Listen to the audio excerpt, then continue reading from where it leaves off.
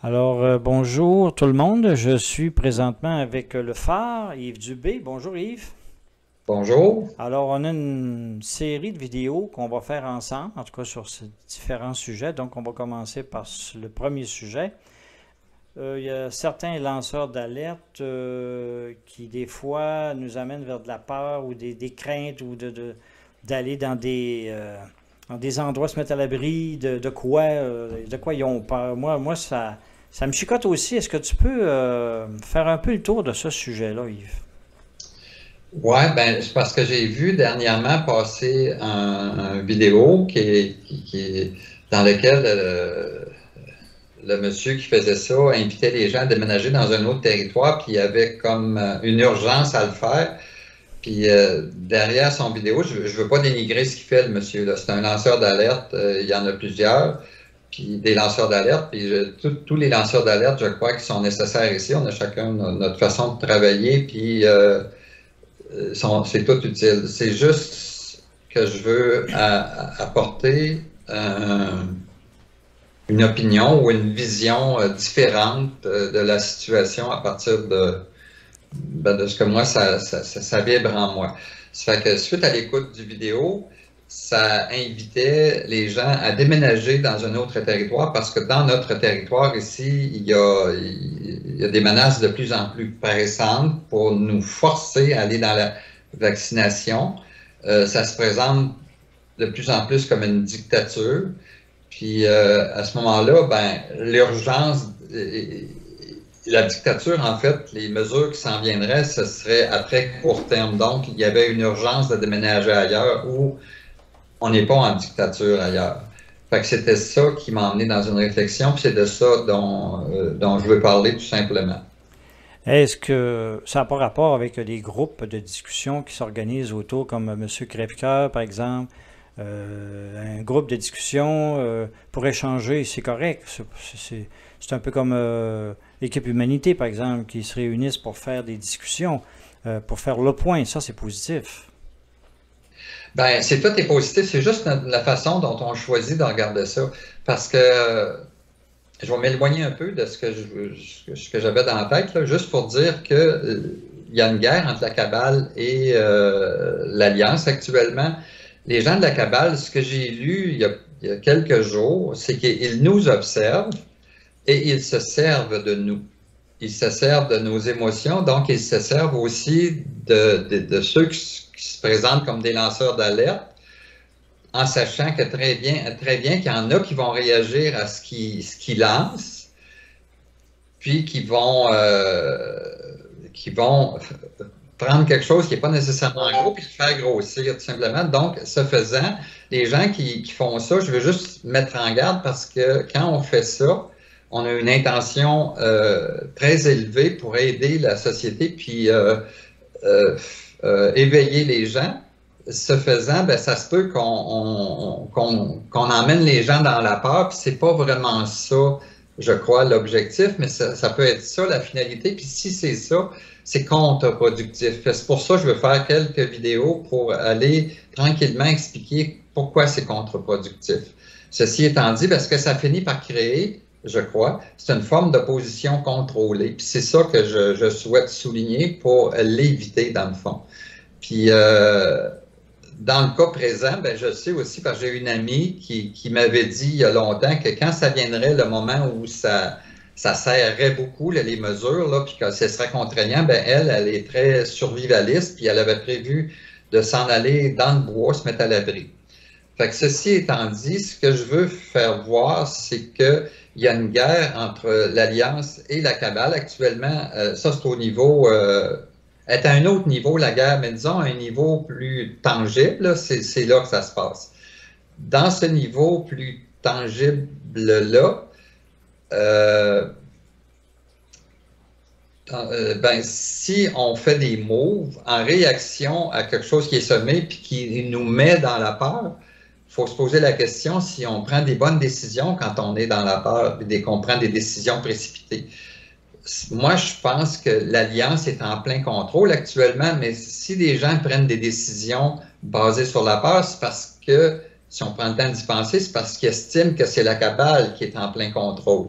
Et si c'est vraiment le cas que la cabale est en plein contrôle, ce que j'aimerais faire ressortir, c'est qu'il y a quelques territoires sur la planète actuellement qui sont protégés, où les gens sont libres. Il y a des territoires où c'est vraiment plus dictatorial. La France et le Canada, entre autres, et l'Australie et je pense la Grande-Bretagne sont 4 territoires particulièrement ciblés. Puis, si les gens décident de quitter des territoires où c'est de la dictature pour aller dans des territoires où c'est plus libre, puis que la cabale est en contrôle, ben, ces territoires-là ne seront pas libres longtemps. Tout simplement parce qu'ils sont libres actuellement, parce qu'il y a des dirigeants dans ces territoires-là qui assument un leadership fort et qui ont fait en sorte de ne pas répondre aux contraintes mises en place par la cabale. Ceci étant dit, si la cabale est en contrôle, pour eux autres, leur façon d'opérer, c'est facile éventuellement d'éliminer ces dirigeants-là puis de les remplacer par des gens qui vont être des marionnettes pour eux. Donc, il n'y a pas de garantie à long terme, en prenant pour acquis que la cabale est en contrôle. Et si la cabale n'est pas en contrôle, ben, il n'y a pas d'obligation de se précipiter dans une décision qui nous fait faire des moves de cette nature-là. D'accord. Je mentionnais tout à l'heure que quelqu'un qui prévoyait de s'en aller dans le bois, mettons. Oui, c'est vrai. Si ça peut être fait, ça aussi, là. À une certaine époque, mettons, je crois, j'ai évidemment pas vécu ça, mais au temps de la Deuxième Guerre mondiale, il y a des gens qui étaient dans la résistance puis qui sont en allés dans le maquis, là. Oui. Puis ces gens-là, ils ont pu vivre pendant des mois et peut-être des années comme ça, je ne sais pas, là, mais aujourd'hui, je ne crois pas qu'on puisse faire ça parce qu'il existe des moyens technologiques pour facilement déceler la présence de quelqu'un. Fait que j'imagine que si quelqu'un veut simplement gagner du temps puis se sauver un peu pour gagner quelques semaines, j'imagine que c'est possible de le faire. Mais si la cabale est en contrôle puis qu'on s'en va là en espérant s'en sauver complètement, ben si on est, mettons, dans le bois longtemps, tôt ou tard, on va donner des signes de vie qu'on est là, on va faire de la fumée. De deux, moi, avec les moyens technologiques dont on dispose aujourd'hui, je crois qu'il y a des appareils à distance qui sont capables même de détecter la chaleur humaine.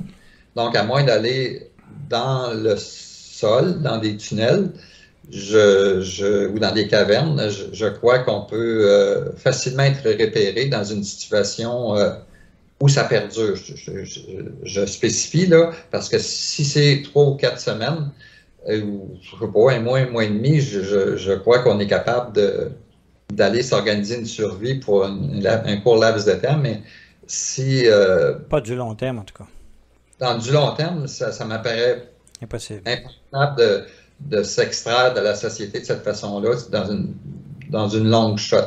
C'est pas, pour moi, c'est pas la façon d'envisager ça. Il y a des moyens qui existent de se protéger et de ne pas consentir. Maintenant, ben, c'est simple à dire, peut-être pas si simple à vivre. Moi, personnellement, s'il arrive, mettons, 7-8 matamores à ma porte, puis qu'ils viennent à me ramasser, puis qu'ils veulent me piquer, là, j'ai beau dire que je ne consens pas, je ne suis pas trop sûr que je vais être écouté. Oui. En principe, c'est supposé être efficace, mais en pratique, rendu dans une situation de ce genre-là, je ne crois pas que ce soit efficace, mais je ne suis pas convaincu que ça va évoluer vers ça. Je crois que le langage va évoluer pour faire croire qu'on s'en va là. Puis ça se peut qu'on le fasse un petit peu, juste pour donner de la matière justement à des gens qui sont des lanceurs d'alerte, qu'on va leur donner des images, puis là, ils vont faire du chemin avec ça, eux autres, puis eux autres, là, c'est eux autres qui vont semer la peur, finalement, pour probablement un événement ou deux qu'on aura créé juste pour ça. C'est juste ça que je veux souligner dans cette vidéo ici, là. C'est juste ça que je veux souligner, mettre les gens en garde. Je ne dis pas, je n'ai pas de conseils à donner précis aux gens, je veux juste les mettre en garde quand on fait quelque chose, de s'assurer que ce n'est pas contre-productif, que ça ne donne pas l'effet contraire de ce qu'on recherche en finalité. Ouais, C'est c'est ça vrai. que je veux souligner. Exactement. Puis c'est ce que Mme Didlot, Romana, a dit, hein, ou fait aussi de son bord, c'est qu'elle donne des moyens, mais elle ne lui demande pas de se sauver dans la forêt. Hein. Non, pas du tout. Puis on va en reparler dans une autre vidéo, mais c'est ça. Ça Il y a serait des choix. intéressant, oui. Ça serait intéressant d'en parler. Dans un des choses que j'ai vues aujourd'hui, un document que j'ai vu aujourd'hui même, en Saskatchewan, il y a quelque chose qui est signé par le lieutenant-gouverneur qui va dans l'obligation vaccinale. Ben, on parlait de Mme Didoulot, et Mme Didoulot, moi, j'en parle dans mes textes dernièrement parce que j'accorde beaucoup de crédit à ce qui se passe avec elle.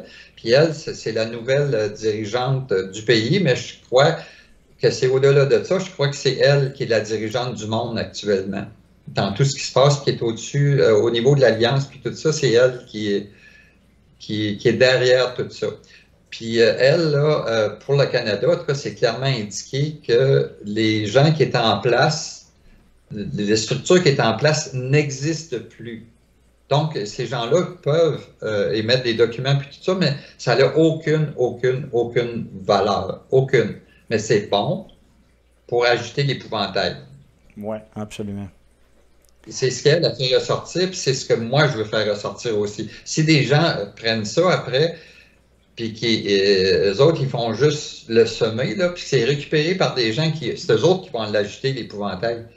Finalement, c'est des gens qui veulent aider la population, qui risquent d'agiter l'épouvantail. Ceci étant dit, je veux être bien clair, il y a des choses qu'on peut faire, il y a des réactions qu'on peut avoir, mais il faut s'assurer que nos réactions, puis tout ce qu'on fait n'est pas basé sur la peur. C'est juste ça que je veux mettre en relief. Tu sais, le document qu'à Saskatchewan, ben les gens, là, s'ils sont menacés puis qu'il ne se passe rien vraiment d'ici au début novembre, je ne sais pas, mais moi, je pense que d'ici au début novembre, il va s'être passé des affaires, puis cette menace-là, c'est comme une balloune, elle va se dégonfler. Exact. Et c'est à ça qu'il faut faire confiance, puis c'est à ça qu'on va parler dans d'autres vidéos. D'accord. On va voir ça dans la suite de ce vidéo-là. Alors, on est à une douzaine de minutes, là. On se revoit dans un prochain vidéo, Yves, pour la suite du sujet. C'est très intéressant. Merci beaucoup.